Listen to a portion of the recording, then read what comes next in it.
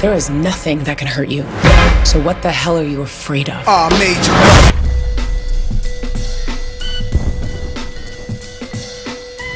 Hey everybody, welcome to this edition of Telemazing. Today is going to be an ultimate showdown. Like every versus video is an ultimate showdown. It is Daredevil versus Luke Cage. We got Tim Mousing in his first video. We got Tony Fox in his 19th video at this point. I don't remember. And today it's going to be them duking it out as to which show is the more superior series. In the case of the tie, another thing they're trying to do is convince me on which show is better. And if it's a tie, I will decide who is the more superior show. And so let's begin.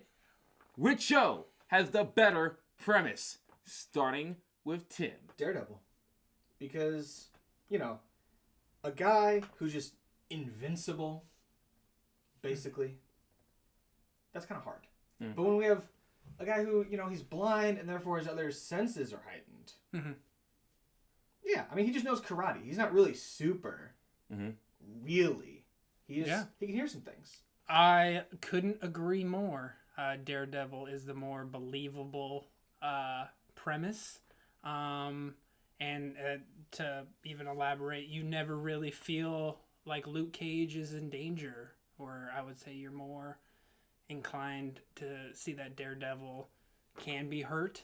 And yeah, you can even say that there are some episodes in Daredevil where you're like, this dude might die. Next question. Question number 2. Which show has the better characters? Starting with Tony. Again, I think Daredevil wins this question again. With Luke Cage and Matt Murdock, I say Matt Murdock was more believable in the way he was when he acted. Jonathan Berthal, I'm going to say his name is.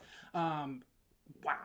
He killed it as the Punisher. Just more dynamic characters and more grounded characters, I believe. Mm-hmm. And then with Luke Cage, I felt a lot of the moments and stuff like that with the characters were forced. That's what I struggled with. Because I think that Daredevil is a huge advantage of having 2 seasons. Yes. So you get a lot more hashing out of characters because it has twice the amount of time. But I think as the series each move forward, I think that Luke Cage actually has more potential. Fisk is the best treatment of a villain I've ever seen. And I continue to say that. But everything in Luke Cage, maybe in this first season, the weakness would be that it was so close-knit.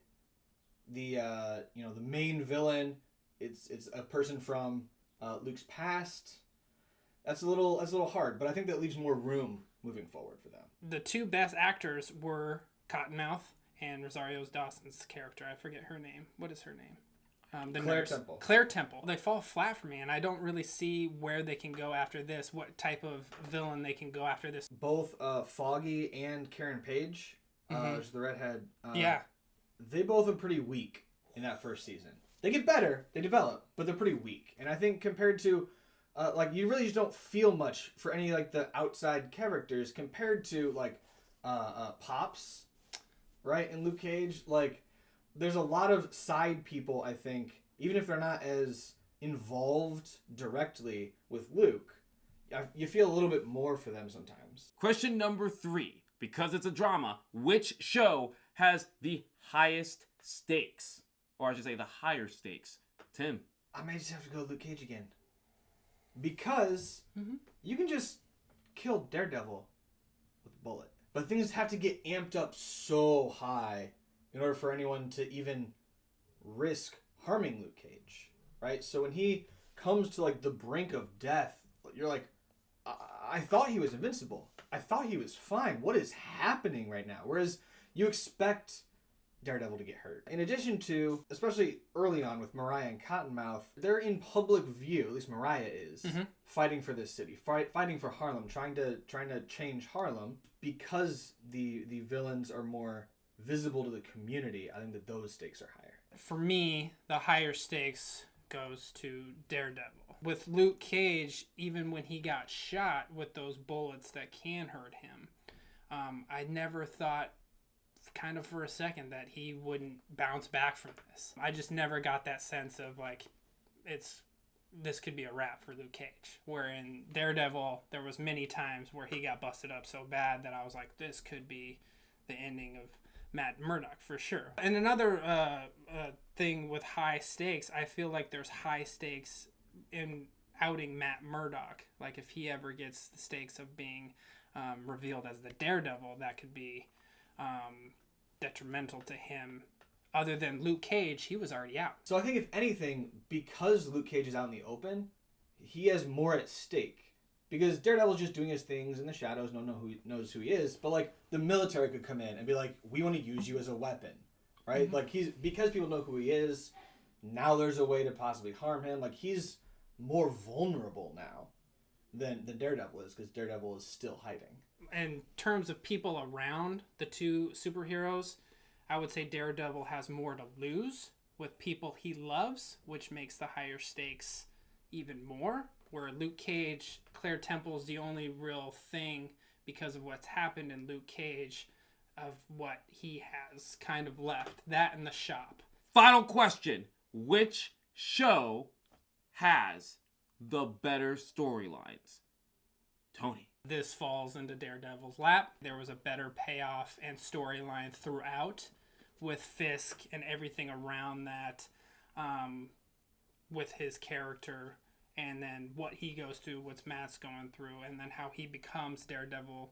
I was more immersed into that story than I was Luke Cage. Luke Cage was kind of like invincible guy. We kind of got his backstory on how he got his powers, but I just felt we got more with the story of Daredevil. I think I might step up to the plate for Luke Cage again. Okay. Matt Murdock, little kid, little thing happens to him and his eyes go, like, fine. But, like, to be freaking almost killed, murdered in prison, and his whole background and the whole backstory that ends up becoming a factor again, right? Like, it all ties back around.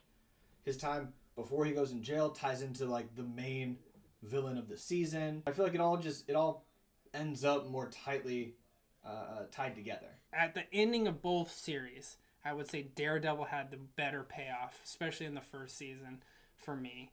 And then even in the second season, everything that Punisher, that whole storyline with that character, only that character, I think, is better than the entire series of Luke Cage. With Daredevil, right? He's just another vigilante character.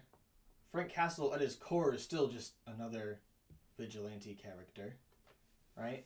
We have the consortium of bad guys. Like, it's kind of like Batman. Whereas with Luke Cage, all right, he's invincible, but what he has to deal with, I feel like, is much more unique. That's it. The arguments are over. We're going to determine right now which show is better. So, the verdict. Tim Mastic, which show is more superior? Can't say Luke Cage. Tony, which show is more superior? Daredevil. And so, which show did they convince me more on? Did Tim convince me or did Tony? And so, the show that is more superior is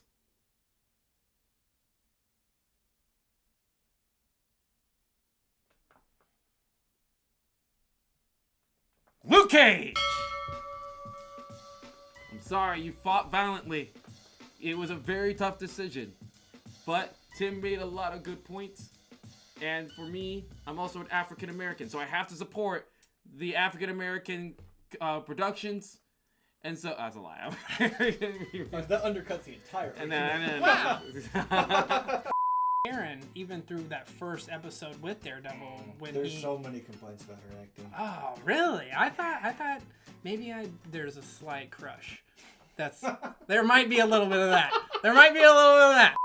And so, the more superior show is Luke Cage. But if you disagree with that argument, let us know in the comments below. And those who like Luke Cage, defend your boy downstairs as well. Along with that, we have, if you're new to Telemazing, we appreciate you guys checking us out. We have new videos every Tuesday, every Thursday. We also have a new podcast every Monday, and we have new articles on our website, telemazing.com, every Wednesday. So get on it, subscribe, get all the things that we do. Tony, Tim, Joe, thank you for watching. Now go watch some Luke Cage.